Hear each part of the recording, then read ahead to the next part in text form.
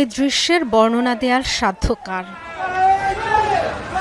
নৃশংসতা, নির্মমতা, বর্বরতা, কোনো শব্দই কি জুৎসই?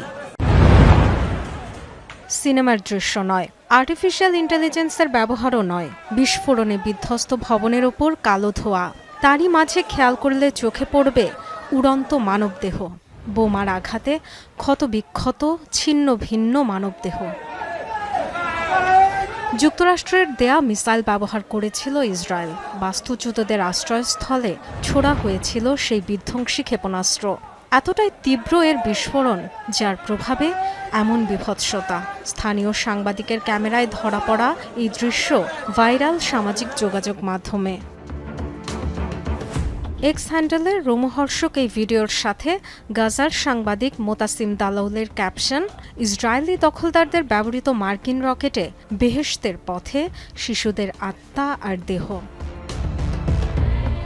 একের পর এক পোস্ট আর কমেন্টে চলছে নিন্দা সমালোচনার ঝড়। ১.৫ বছরের ইসরায়েলি আগ্রাসনে ৫০,০০০-এর বেশি ফিলিস্তিনির মৃত্যু। কেবল সংখ্যা দিয়ে তো এই নিষ্ঠুরতার গভীরতা বোঝানো সম্ভব নয়। নির্মমতার কোনো নজির যেখানে বাদ পড়েনি, গণহত্যা শব্দটিও সেখানে যেন খুব হালকা বলে মনে হয়।